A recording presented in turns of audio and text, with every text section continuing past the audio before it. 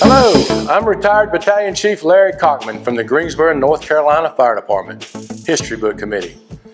We're here today at the Greensboro Historical Museum. I'm standing in front of the General Green, the first steam pumper, or as they called it back then, a steamer. Today, December 9th, 2019, we are starting a new tradition of recording and preserving the heritage and culture of our retirees. Our retirees have contributed so much to the success of our great fire department. Their stories retire with them and are sometimes gone forever when they pass away. They will share their emergency calls that will always be a part of their memories forever. So sit back and listen as they carry us through their journey in the Greensboro Fire Department. Clifford Wayne Oakley, age 73, captain from 1977 till August 16th, 2016. 47 years, 8 months of service. So far I've got the longest record of contingent. It used to be a mandatory retirement at 62. I found in the rule book where with the chief's written letter to city council, he could extend a year at a time. And I kept telling the city attorney, that's age discrimination. And right before I retired, the city attorney called me and said, you're right. So now in the Greensboro Fire Department, you can stay as long as you can do the job, no matter what age. I had 4 years of military time, so I come up with 51 years and 8 months. If I'd stayed 4 more years where I've been there for 55 years, they would have had to give me a raise to retire. I would have drew 100.1%. I grew up in the Greensboro, in Glenwood area. There was several chiefs that lived in that area and captains like Captain Roland Scott, Captain Jack Coble, and several others lived actually in that neighborhood. Yes, I'm related to several. Red Wren, he come on during World War II. As a matter of fact, he was the only firefighter that I'm aware of that never had a high school education. And then my brother, he came on 3 years before I did, and because we was in service, and he got out earlier than I did. So he retired early. He just stayed 37 years, and I stayed 47 years. My brother's name was Bob Oakley, or Robert Oakley. He was a captain. Then it was Engine 15. He did. We've always, my brother and I have always had the same job together. His first job was Air Conditioning Corporation in Greensboro. My first job was Air Conditioning Corporation in Greensboro. He went in the Navy. I went in the Navy. He was on the USS O'Hara DD-889. I was on the USS O'Hara DD-889.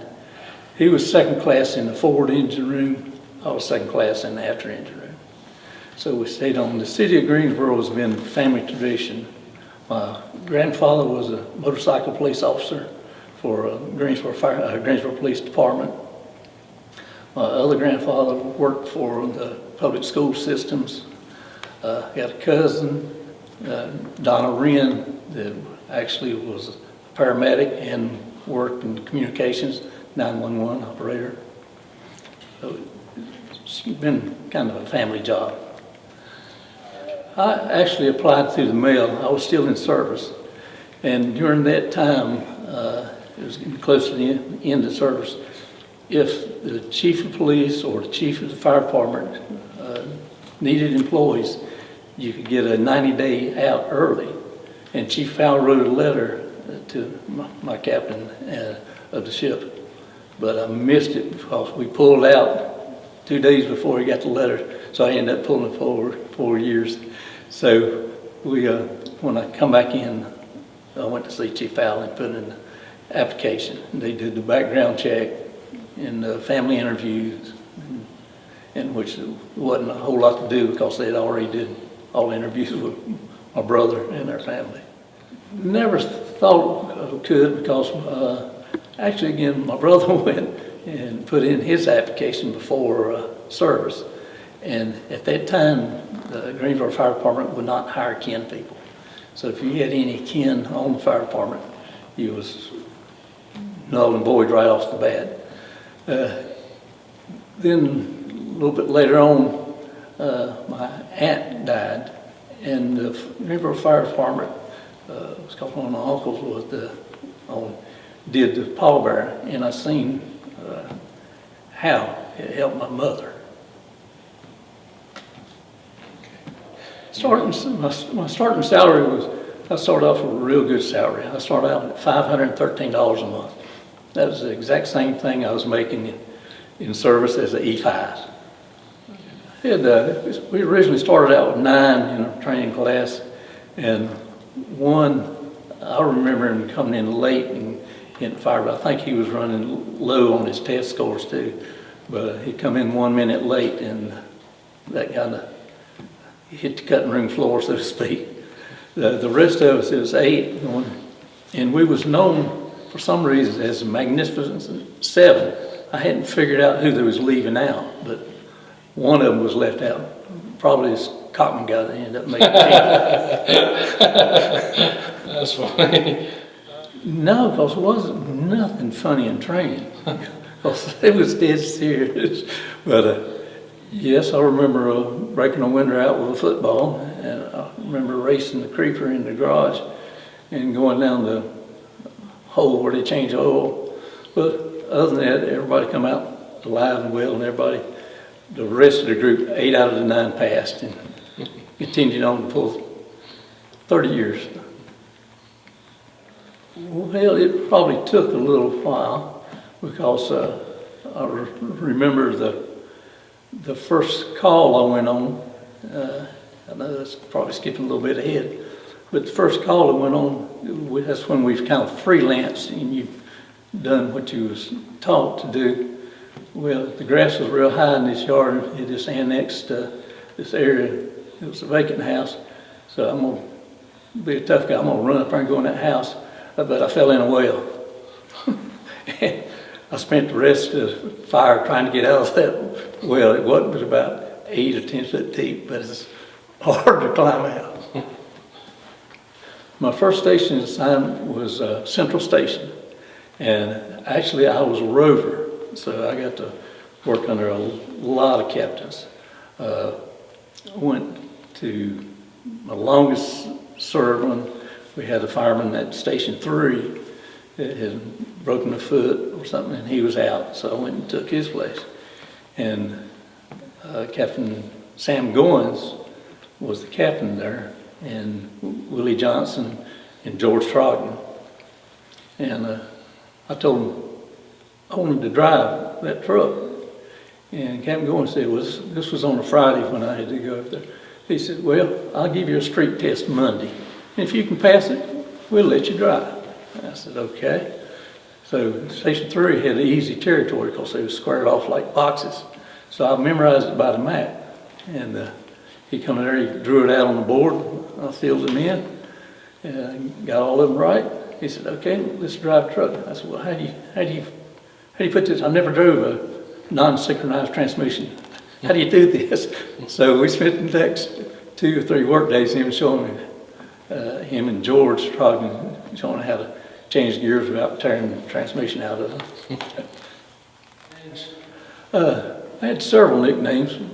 Probably administration had a lot for me, but I was best known as Captain O, then now Chief Boggs, who wasn't chief then, nicknamed me the Godfather because I'd been on so many years. Funniest prank that lasted for several years was from a guy named Fowler, Steve Fowler. We couldn't understand why another captain, which I won't mention his name, we couldn't get along together. And too good for years now. You sat beside him in an interview. He was, I couldn't understand. He would always be mad at me for some reason. Well, I didn't find out until several years later. I'd always had the habit of cleaning the bathroom before I left because I didn't want nobody to clean up I'd clean the commode and watch some dry everything out. Well, Steve would come in there and he'd get a chocolate bar and he'd spread chocolate all around the commode and stuff. And if he could find Babe Ruth, and by Babe Ruth, he would throw it in the toilet. And this captain would always, every other morning, he'd run over and get the fowler and say, "Come look at this. That Oakley takes so many vitamins and stuff, it must keep him just tore up." So the best part about that probably went on 3 years. I bet he spent half his retirement in candy.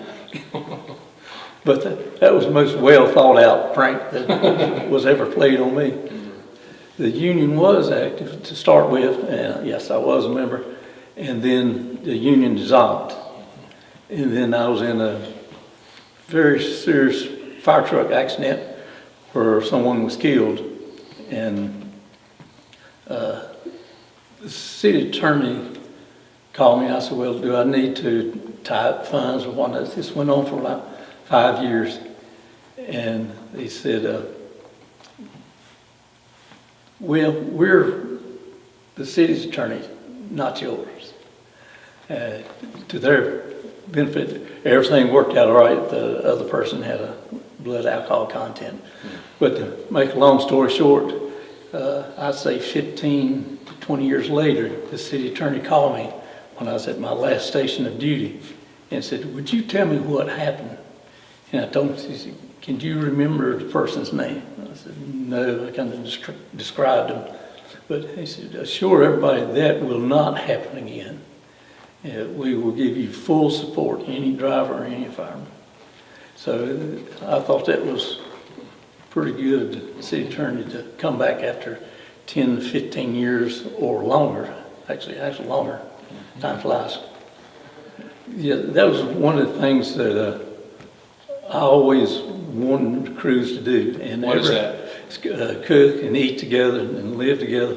And they did. I was at one station for 17 years, and I would see my wife and kids, which I have a lot of kids.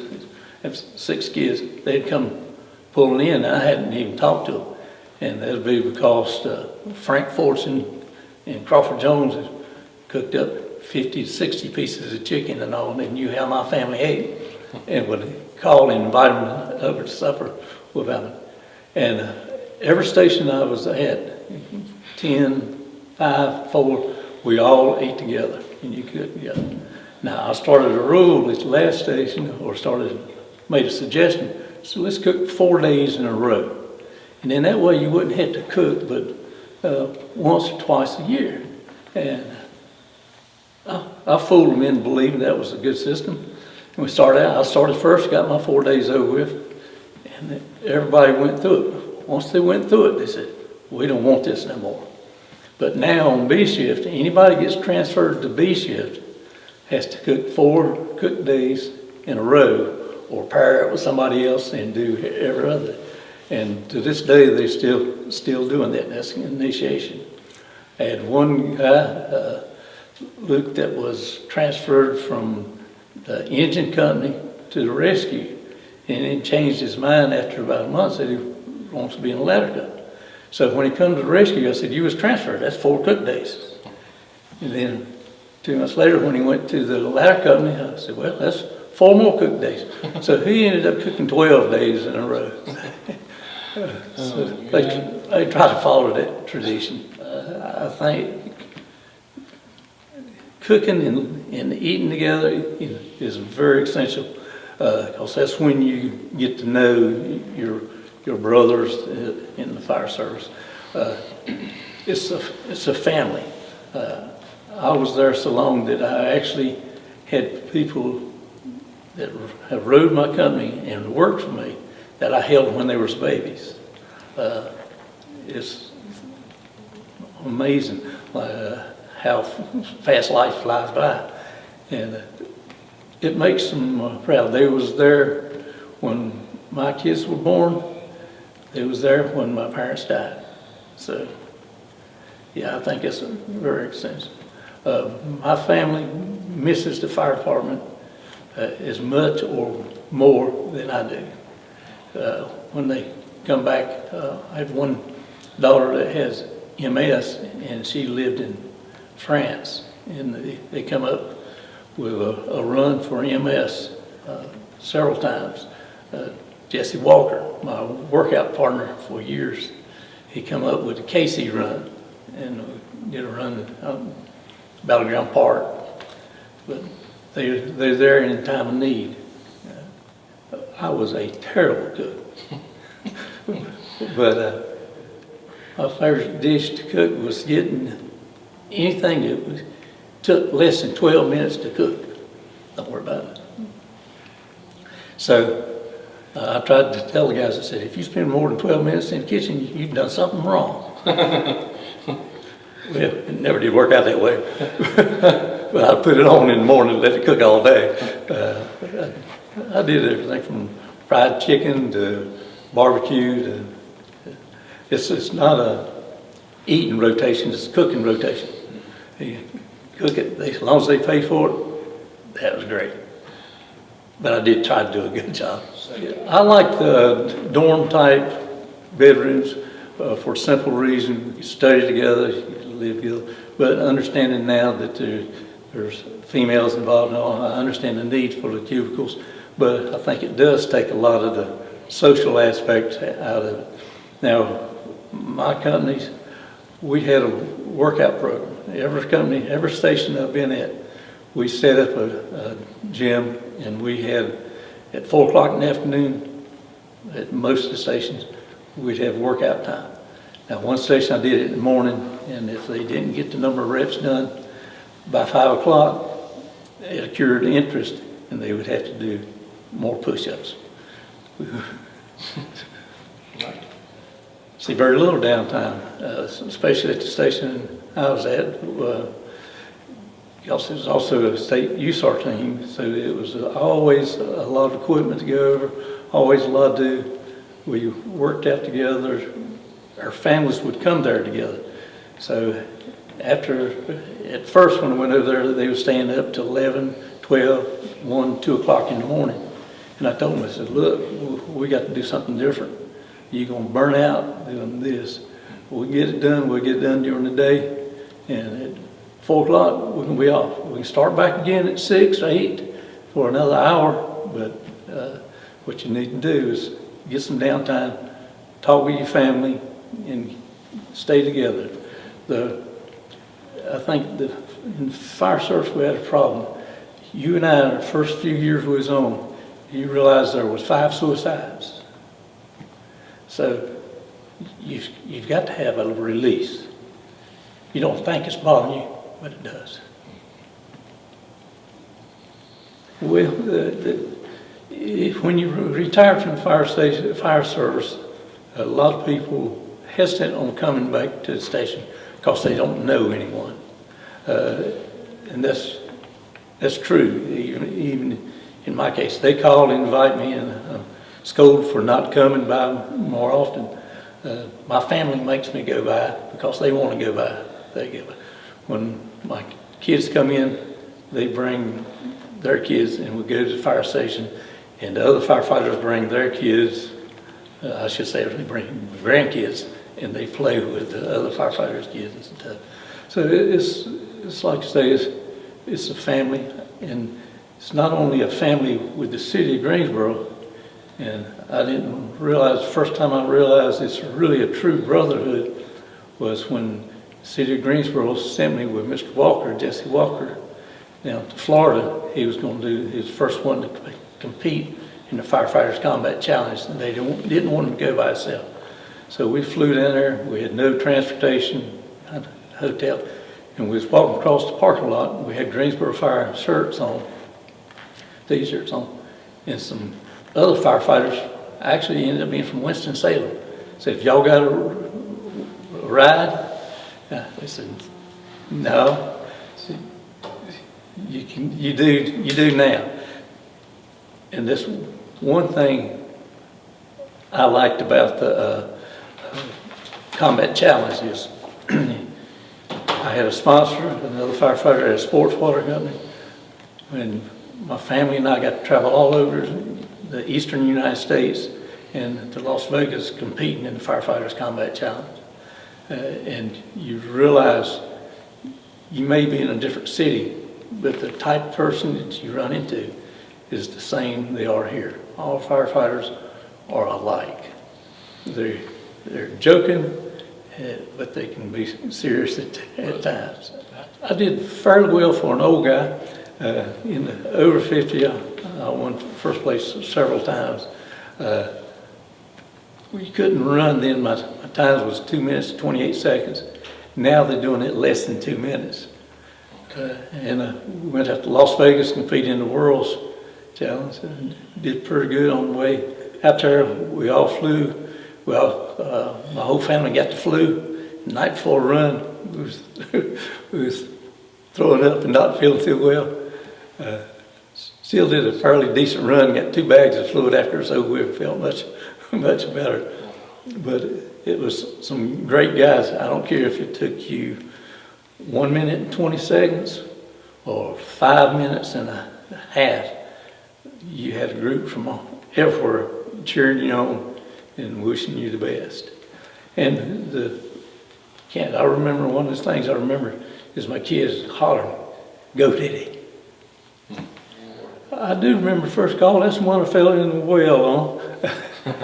I had several after that I did a little bit better, and I know it was several fires that wasn't much to them, which was good to get my feet wet on, and the captains was good. I do remember when we'd have a working house fire and whatnot, the older captains would tell you, "Eat that smoke, boy. Don't waste time putting the air pack on." And we did. Then I sneaked around, put our air pack on, because I couldn't take it. But most of those are gone. I don't know if you want to say fortunate enough to have major injury, but to get the opportunity to have some major fires.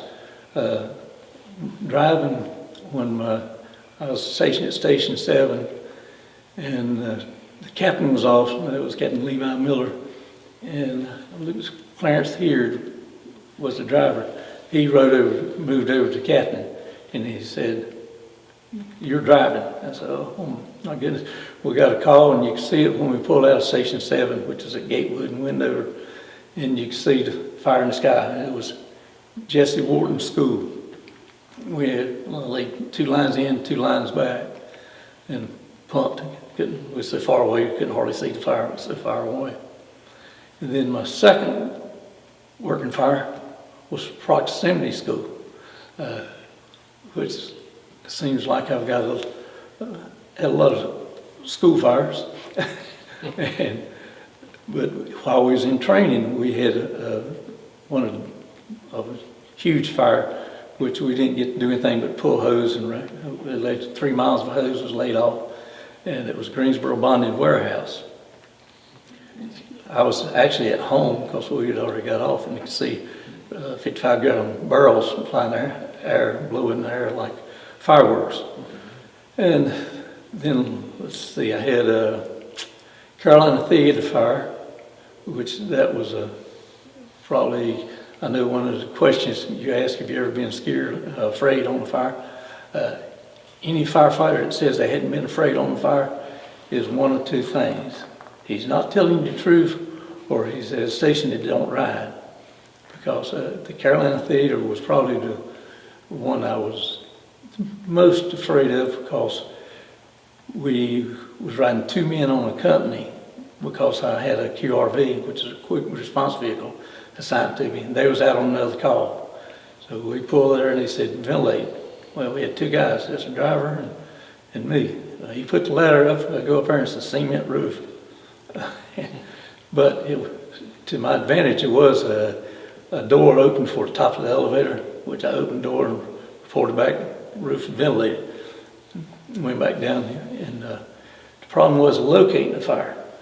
The Carolina Theater was built during segregation, and I didn't even realize there was a second balcony and a second concession But to get to, while we was trying to search for the fire, he went in through this thing, and it was a cement wall, 2 cement walls you had to go through. You had to take your air pack off, hold it over your head, and then climb up a rung ladder for 2 stories.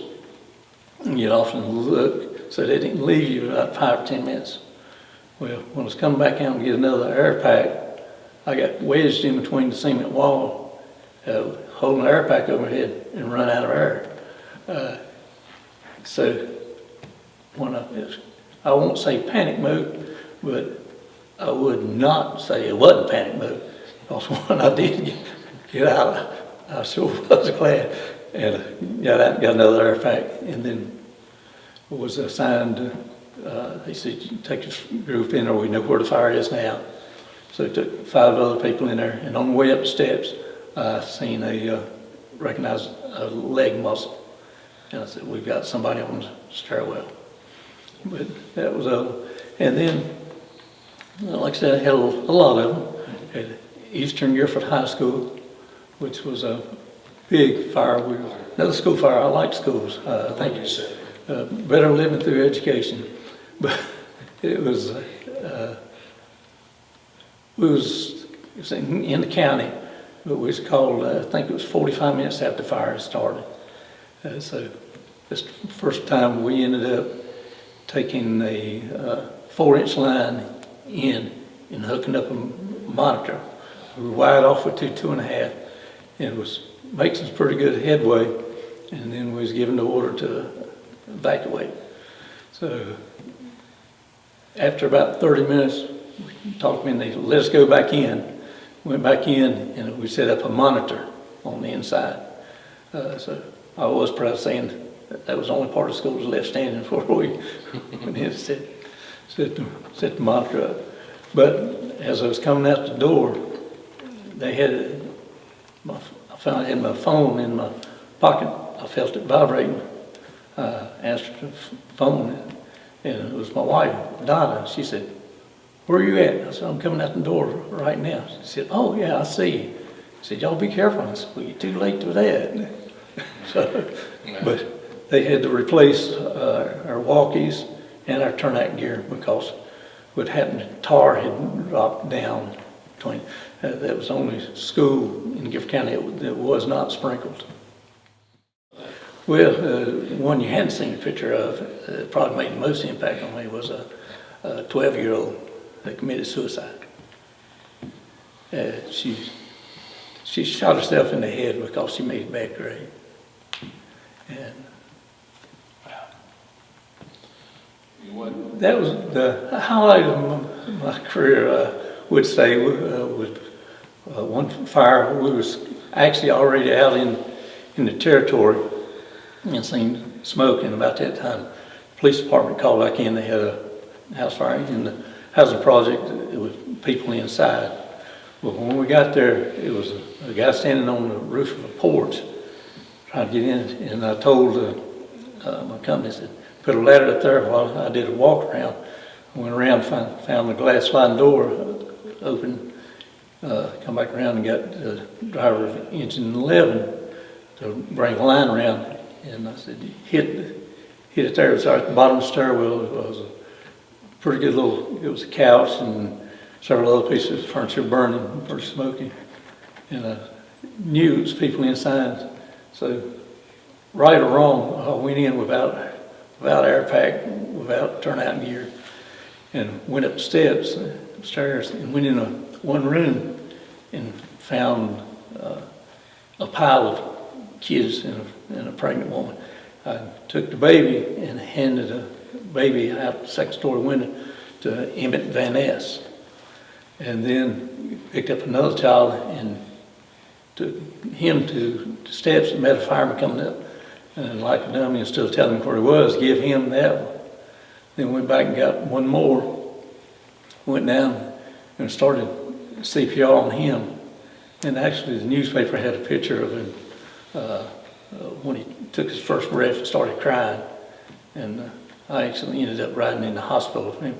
And I could hear Crawford Jones inside when he said, I found her, here she is. And he brought the pregnant lady and another child out, and they was successful too. So all of them lived, which was absolutely amazing. Chief of the fire department, Chief Powell, was at station door the next morning at about 7:15, which was good and bad. He was congratulating us, but at that time you had to be in full uniform when you got on or got off. And I will say none of my company was in full uniform. They was all in civilian clothes. So, but he still did a good job on it. You know, I did, while I was going through some information, found a letter from a lady where we went in, her child had quit breathing. They had just got out of the hospital. And we went in, found her, and actually took her from her and turned her around. And I probably shouldn't tell this on film, but actually she couldn't see it, dropped the baby. Mm-hmm. Well, baby started breathing again. Mm-hmm. So the Lord looked after her. The day 9/11 happened was at Station 10, and it was actually during our morning workout routine, and we kept the TV on the news, and I seen they showed that first plane that it hit, and I called Station 8 to tell the chief, said, get you guys to watch this, we'll see how New York did, because several firemen, J.E. McCarter and Gibbs and several others would go up to New York City and ride in the Bronx. I would ride Engine 75, and those were some firefighting guys. I said, watch this, let's see how New York handles this. See if it's the way we would attempt to handle it. And then about that time, the second plane hit, and we knew we was in trouble. And it wasn't long before we was on lockdown because of the petroleum that we have here and out at the airport. It's the largest petroleum plant. I think it's number 10 on the tariffs list. So they had the National Guard come out and secure the station. I went up to New York, not when we did the cleanup. Okay. But I did go up to New York before then, and went up actually several times because I figured you could get a lot of experience from them guys. They had one gentleman there they called a can man, and when we pulled up in front of us, he'd run up the fire escape. All the buildings seemed to be like 6 stories. He'd break the window out with the bottom of the can and dive in. And I believe that man could put out more fire with a 2.5 gallon fire extinguisher than I could with a 2.5 inch hose line. Wow. Because he seemed to have it knocked down every time we got up there. Oh, golly. Mentors in the fire department, it was so many mentors that I couldn't tell you. You learn something from every one of them. It's either how to do something or how not to do something. So, up to the day before I left. Matter of fact, I've got a picture over there of my last working fire. My last working fire was over off Franklin Avenue. It was a nice looking house from the outside, but actually from the inside it was used as storage for a hoarder, and you couldn't walk for all the stuff. But they kept, it was in the model airplanes, and it was plumb full of model airplanes, and kept a heater in there to keep them from freezing. And when the heater shorted out, it said all that airplane glue and on fire. It wasn't a major fire, but I just remember it because it was my last one. I think my biggest challenge in the Greensboro Fire Department was maybe keeping my mouth shut. I would tend to speak when I shouldn't. I do say I'm terrible on interviews. I always wanted to make my family proud, but that's the only reason I took the chief's process 3 times, and in my heart I didn't want it. And I think the last time I took it, I stuck my head back in the door and told him, if you make me chief, you're dumber than I am. Because I loved being captain. My family loved me being captain. I tried to teach my guys, the ones that want to be captain, about four or five things. One is panic breeds panic. So I don't care what you don't know. If you look like you're under control, things are going to get better. And 2 was, you always look after your men. You take the blame. Because if you knew they was doing something and they was doing it wrong, or doing something that wasn't legal, if you knew it, it's your responsibility. That's why one reason I had so many, I think I hold a record for the number of written recommends. If it wasn't for Faye Manheim, who was here 44 years, I believe, as secretary, she should have been chief of the fire department. She kept my job because when you had 2 written recommends in the same year, they were supposed to fire you. She would call me and tell me, like, I'm going to lunch. This was before computers and all. I said, your file's on my desk. So one of them would get missing. Second one was we had GOGs, Greensboro Operational Guidelines. And I would tell my guys, this is guidelines, it's not rules. And I had one incident where we had a pin in, the car had clipped a pole, the lady was pinned in, the high tension line was laying down, not touching the car, but I knew the car wasn't hot because I seen a policeman walk by and touch it. So I had my guys over there, and one of my guys said he had a hot stick in his pocket, and he said, these lines are hot. I said, I know, but the car's not. So he kind of hesitated, we're not supposed to do this. So I laid my hand on the car. I said, then you need to go over there and sit down. We need to get this person out. And we did get the person out and got her to the hospital within the golden hour. And I got a call from an assistant chief that was on vacation. And he was furious. And he said, I don't want to have to tell the chief of the fire department that you broke the guidelines, the GOGs. I said, do you know what GOG stands for? And he said, yeah. I said, well, you don't have to tell him, because I'm going to go there in the morning and I'm going to tell him, we got the lady out of the car in the golden hour, no firefighter was hurt, no equipment was damaged. And these guys deserve a pat on the back of technical rescue. And, needless to say. And I think what he was doing, he was probably going on incorrect information. But any reprimand I got, I well deserved. Okay. Oh, yeah, I worked with female firefighters. I think, I'm trying to think the first one, I don't remember if it was DN or Pyramid? Kay Pyramid. I think it was Kay. I was at 11, I think she was at 8, and we had a fire, a little furnace fire. It was underneath the house, and I crawled in there. And pretty good little distance crawl, pretty hard crawling.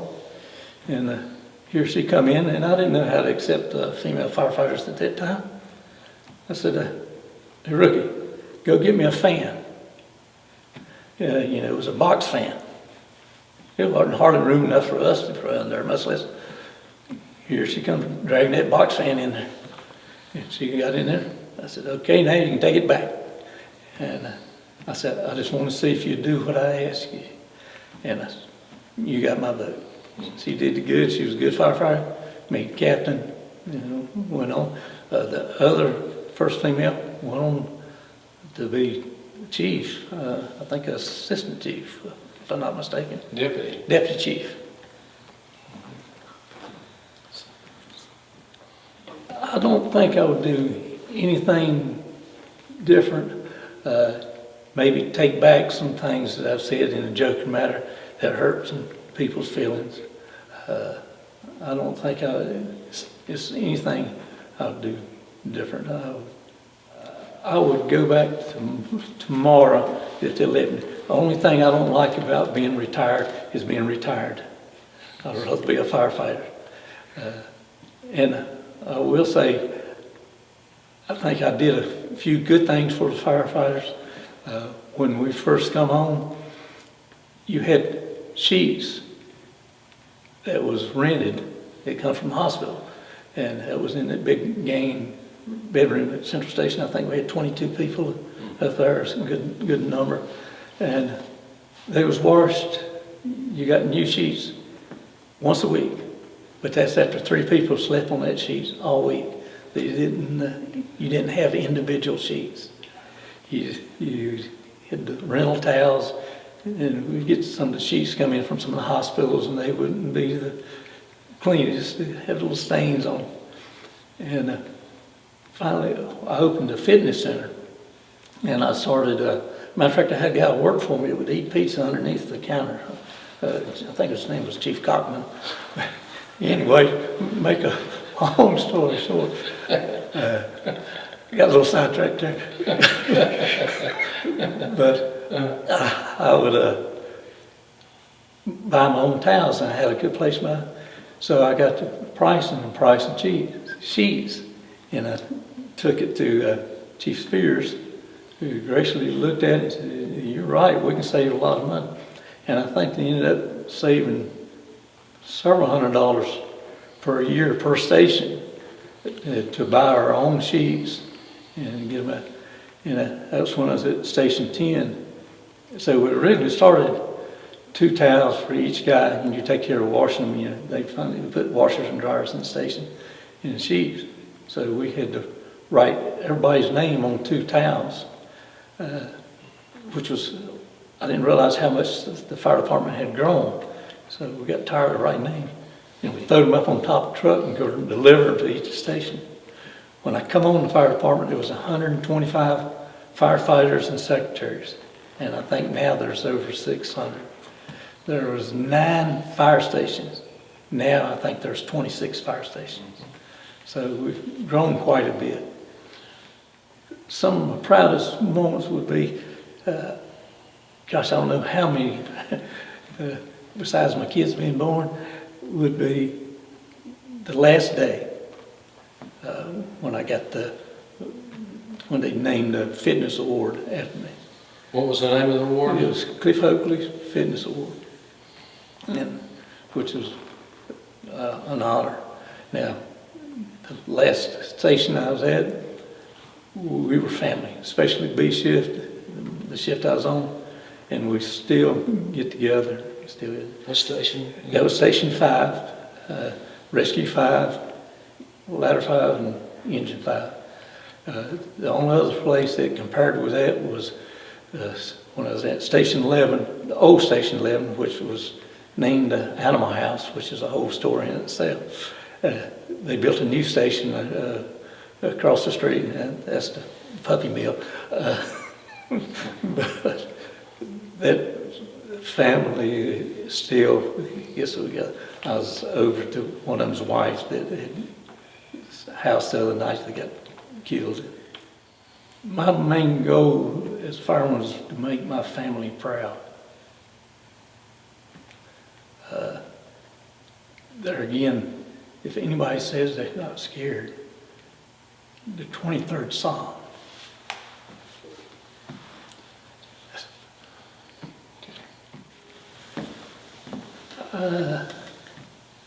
He loved the department. Excuse me? He loved the department. Okay. Whatever J.E. McCarter said.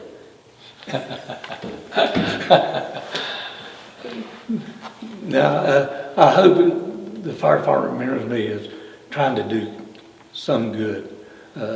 If not, Mr. Walker, Sean Kennedy, Kenny Robinson, and many, many others have done so much for the fitness in the fire department. to enable these firemen to work longer, live longer.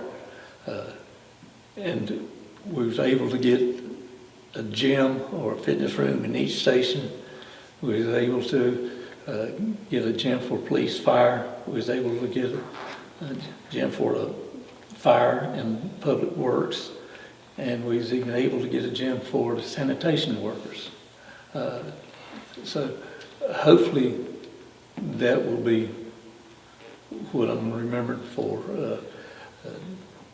Just like Jesse Walker, he's the same way. I remember an old fireman, he wasn't old then, Faust, Steve Faust. He was a Green Beret, and he would run to Station 7 in the mornings, which he lived 7 miles away. And I'd hear him going around and around the station, running, get cool off on the outside station. Then look out back and he had a chin-up bar, and he'd be doing chin-ups. And I always thought, when I grew up, I want to be like him. And we finally got for a bunch of us would meet at Station 7, which was at Gatewood and Window, and run to Station 10, which was at Gate City Boulevard in Merritt. And it wouldn't be just one. We'd have 7, 8, 9, 10. And then we used to go out to Highcombe Road at the food line there, jog from there to the training center, and then from the training center to the park to the station on the weekends. That was 14 miles. Wow. But the only reason I liked working out, because anybody who works out, if they tell you it's fun, they tell me it was to lengthen my career. And to stay here with Donna and all my kids. I went through training with Cliff Oakley, and he was the best in training.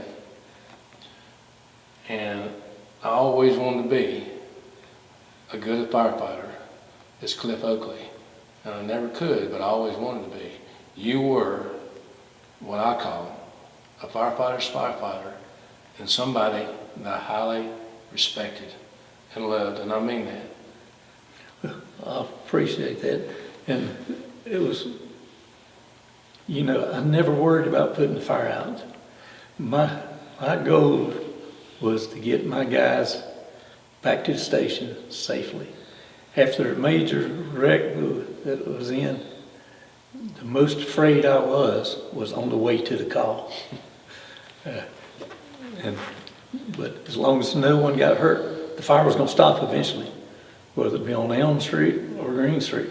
It's going to stop. They actually call me Captain. I guess from being around the station so much, most of my grandkids call me Captain. Really? Yes. Wow. There are a few of them, 2, 3 of them call me Paw, but most of them call me Captain. I got 10, so that's a lot. I hope they remember me of caring about people. I lose my temper when I see somebody abusing somebody else. And that don't necessarily mean physically. I'm talking about talking down to them. And that being is because I've made that mistake. And it's been too late to go back and apologize. I've made that mistake to other firefighters. And paramedics, they would probably never forgive me because I grabbed a few that was doing things I didn't think was correct, to let them know that we was in charge until we got the victim out. So it may hit the cutting room floor, but that's all right. Okay.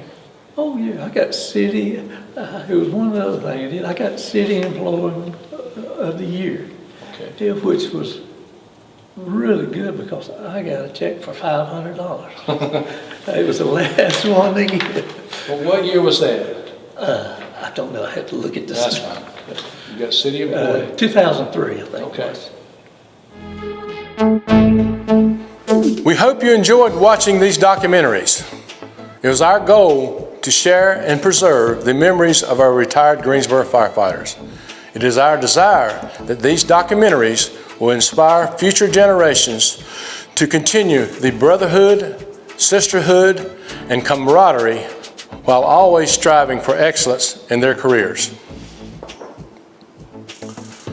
While fire apparatus, equipment, and technology have improved, several things will always remain the same. The courage and bravery it takes to mitigate natural and man-made disasters will always be a part of the job. Although our retirees are no longer a physical part of the GFD world, a giant piece of each retiree's memories have been shared with you today. These memories will be in their hearts and minds forever. A special thank you goes out to Captain Harold Haney for his many long hours of recording and editing. Thank you, Harold. A job well done.